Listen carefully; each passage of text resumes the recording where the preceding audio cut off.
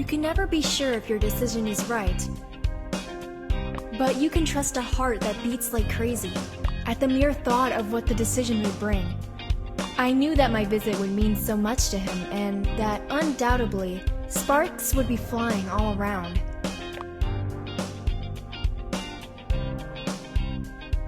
The bell sounded too loud in that time of night. Gasping for breath, I was standing at his door trying to come up with some stupid excuse for being there.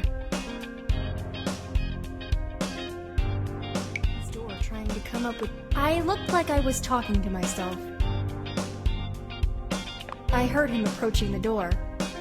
I assumed he was looking through the peephole. So I fixed my hair and sent him a kiss. He unlocked the door right away and dragged me inside. Well, look who's here. You're surprised to see me? Yeah, I must say I am. I got used to being rejected by you. I ignored everyone around me because of the exams. You're not the only one who ended up being rejected. But you're here now. I'm not even asking for reasons. Great, because there's really no particular reason for my visit. Haha. Anyway, I'm happy to see you. In a split second, his hand slid from my cheeks to my shoulders.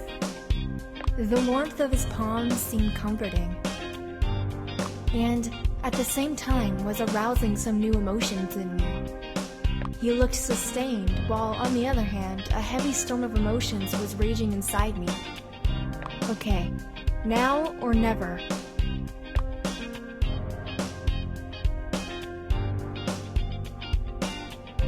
Luckily, I was wearing sexy underwear under my clothes, and I couldn't wait to show it to him. He was standing opposite me and was watching me take off my clothes piece by piece. He started doing the same thing. When my t-shirt fell on the floor, his fell too. I'm speechless. I hope your hands aren't tied like your tongue. I'll need some help. Finally. I was wondering how long you were gonna keep me tempted. We made a step closer to each other with our lips still not touching. His fingers were roaming along my body until the very last item of our clothes ended up on the floor. It was a night to remember, as if it was the first time.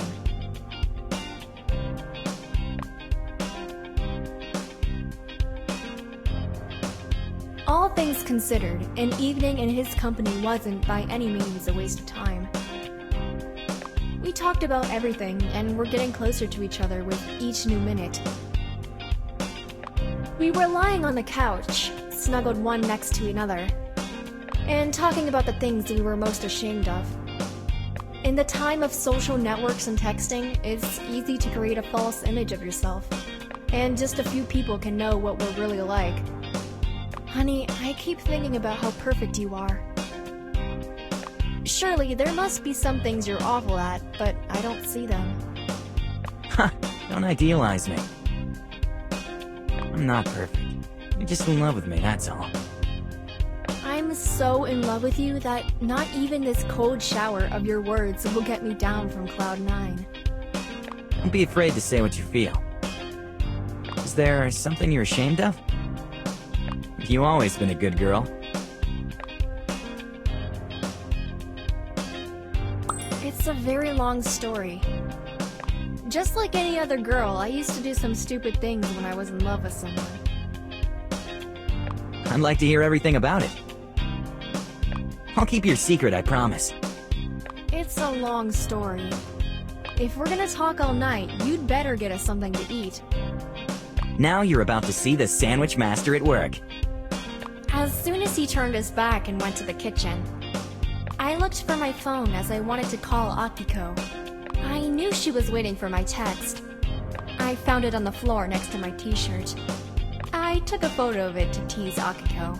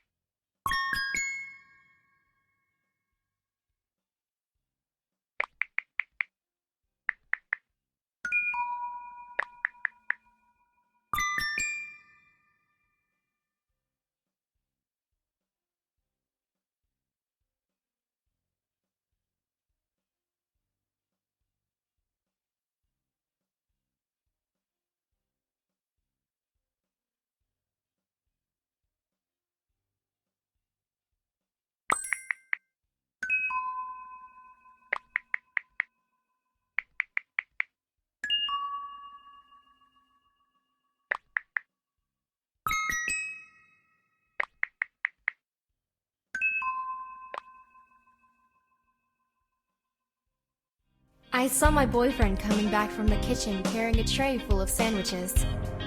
He even made an effort to decorate it. I instantly threw my cell phone on the bed and focused my attention on him. You weren't fooling me. You have really excellent cooking skills. Thanks, I did my best. I believe you're half as hungry as I am. I am.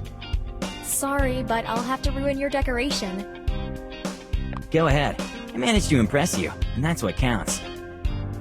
It served the purpose. How confident are you? That's why you love me. And now, make some space on the bed for the tray. Move that phone aside, will you? Can't you do without it just for a second? Oh, I was just replying to some texts. Who texted you? He was laying the tray on the bed with one hand, and he reached for my cell phone with the other. He saw I texted Akiko, and he winked at me. Huh. Luckily I deleted chat history. Because otherwise, I wouldn't know how to explain all that stuff to him. Here you go. Enjoy your meal. Thanks, sweetie. These are the most delicious sandwiches I ever tasted. Or maybe you're just too hungry. I bit off a sandwich which was really wholesome.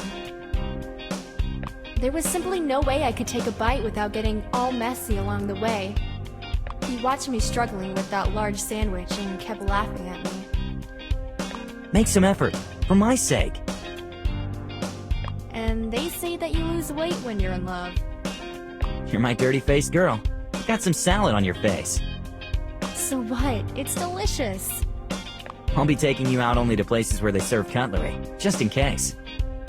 Hey, speaking of going out, I almost forgot. Akiko's dating Tadaki. You know that, right? I'm familiar with that, but I didn't know it was getting serious. Akiko's trying to tame her wild temper, and not to push Tadaki away. It's hard to say they have a future, but I guess opposites attract. And what about them? They're not inviting us to their wedding, are they? They're not that crazy. But I guess it would have been nice if the four of us went out together sometime. Tadaki is so reserved, and Akiko is ever cranky. It's gonna be a fun night. Oh, we could go to a karaoke bar. It'd be awesome. I thought about that too. That way, we could make Tadaki sing the song he wrote for Akiko. Akiko will be head over heels for him. Akiko's already deeply in love with him, but she doesn't want to admit it. Why is she always so detached and hostile towards guys? If I didn't know better, I'd say she likes girls more than guys. Someone broke her heart. She hasn't let anyone approach her ever since. Who's that guy? Has she talked to him before? Yes, but I never met him. She was supposed to meet him at the summer festival. But by the end of the night, we weren't in the mood for anything. You know what I'm talking about. Yeah, let's forget about that. Just like Akiko did. She's moving on, you see? We're going on a double date. I can't wait. Although I think it will be super weird seeing Akiko smile at a guy. I'll try to spice up the atmosphere. I won't let them just sit in silence. It's gonna be fun. Or eerily quiet. I'll arrange the details with Akiko. Oh, look who it is! Isn't it our Queen of Humiliation? Ahem. Hey, Akiko. We were just talking about the deal you and I made. Oops, what's up, you two? She told me it would be nice to go out with you sometime. Including Tadaaki, your date, of course. Yeah, we talked about it. I have a great idea, Akiko. We should totally go to the karaoke bar, all four of us. Oh, I should prepare myself then. Keep practicing. But in case it turns out I'm a better singer than he is, no hard feelings. You don't have to be best at everything, you know? It Explain it to your boyfriend that he's never going to have an ear for music like Tadaki. I know he's talented, but I won't be convinced in it until I hear him sing. So tell me, Akiko, does he sing love songs to you before going to bed? This talk is finished. I'll deal with you at karaoke. Akiko, you're nuts. I was kidding. Tomorrow, 8 p.m. Bye! See ya. I wouldn't miss it for anything in the world. We had a deal which encouraged the competitive spirit in him. He wanted to prove himself and be the center of attention, just like Akiko. However, I was beginning to feel strange fright because of the upcoming performance. I had a whole day to prepare for the stage.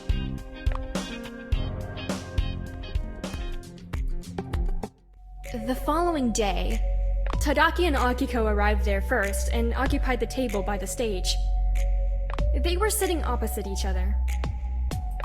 Me and my boyfriend exchanged a look and understood each other perfectly. Tadaki was so sustained that it was uncomfortable to even see him like that, let alone be in his company.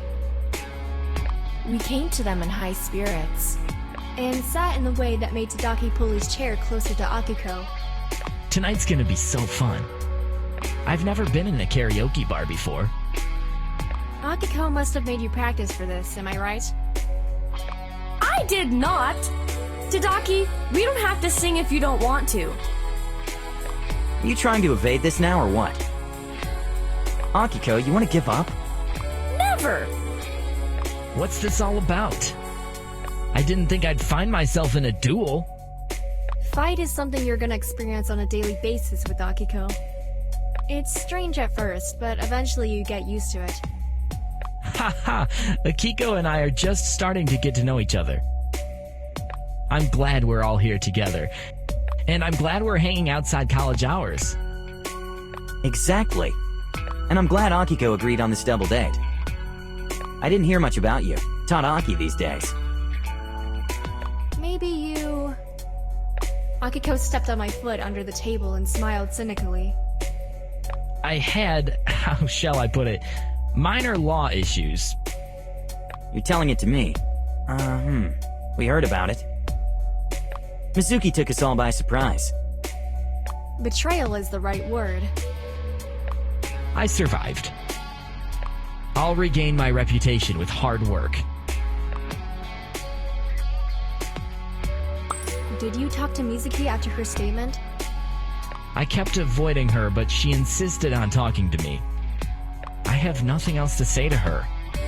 I keep telling him he should report her for harassment, but he doesn't want to do it! Akiko, you're always for radical moves. Maybe Mizuki just wants to apologize. You're right, it didn't occur to me. Leave Mizuki alone. Let's talk about you two. The two of us are getting to know each other better each day.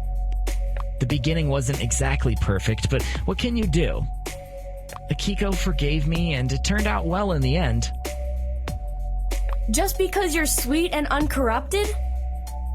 I'm sure none of what you did was with bad intention. Tadaki wrapped his arms around Akiko and kissed her, and the calmness on her face was enough for me to know how happy she was by his side. They were looking at each other lovingly, but they were one of those couples which rarely showed their emotions in public.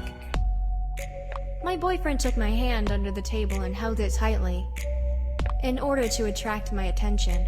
We kissed and remained sitting with our arms around each other, all along until we heard the beats of a familiar song. Listen, everyone! It's Tadaki's song! Well, it's not like it's really mine. It's just the lyrics that are mine. You wrote a song and didn't brag about it. It's unforgivable. I know the lyrics to this song. I heard it on the radio. Hats off to you, Tadaki. I love this part before the chorus so much! Look, I got goosebumps! We have to sing it together! Come on, Tadaki! Well, but it's a female vocal. What difference does it make? Your girlfriend's gonna be thrilled. You go, man. Thumbs up. I gotta record this. We'll be singing next. Get ready. What are we gonna sing? We didn't talk about it. We didn't even choose a song. If we're gonna compete with Tadaaki and Akiko, then it's only fair to sing the same song. Ready? He stood up and offered me a hand as if he was inviting me to dance. I got overwhelmed with panic and fear. You gonna join me or you gonna blow me off? Let's show them how we win over the audience. Their applause accompanied us to the stage, and then, hearing the first beats of the song, I was already able to feel my emotions taking over me. Standing side by side and with our eyes fixated at each other, we sang the song like it was written just for the two of us. It was a really special moment, and it stayed forever ingrained in my memory. Hats off to you two. You make a perfect couple. Watching you sing like that, I could feel the power of your love and yearning for each other. You did better than us. I admit it. The two of us have known each other longer than Tadaaki and you. We just let our emotions drive us now. It was fantastic. Whenever you guys feel like going out, feel free to call us. This place is amazing. It's a deal. Excuse me, guys, for a moment. Where are you going, Tadaaki? I'm going to find the water. All this singing made me thirsty. The only flaw this place has is that you have to order drinks at the bar. Since you're already going, get us a round of drinks, will you? Sure thing. Tadaaki was standing at the bar and occasionally looking to the left. I couldn't see what he was looking at from where I was sitting. It seemed to me he was making faces and waving someone off. The detective in me woke up, so I excused myself and left the table, under the pretext of having to use the restroom. I went toward it and peeked around the corner to make sure Tadaaki wasn't talking to himself. It turned out Mizuki was waving him from the front door and asking him to join her. I instantly became furious, but I decided to wait for Tadaaki to return to our table, so I could deal with Mizuki. She was surprised to see me. Mizuki, what are you trying to do? It wasn't enough that you ruined Tadaki's reputation, now you're stalking him too? What are you doing here? I'm here with my boyfriend and Akiko. You better get out of here before anyone sees you. Stop ruining our lives. I made a mistake only because I wanted to be accepted. I'm not just some weirdo with a violin who lives in her own bubble. I don't have any friends. I'm stuck with a life my father predetermines for me. Mizuki was crying a river. She got it off her chest in one breath and she begged me for help. I listened to everything she wanted to say. I wanted to apologize to Tadaaki and to ask him for forgiveness. You're not gonna see me anymore. You can be sure my father's sending me to another college. And I don't want to move. Oh, that's so sad, Mizuki. I can only imagine how you must be feeling. Do something. Please, help me. Being naive brought Mizuki to a dead end. No one could trust her, and she didn't have any friends.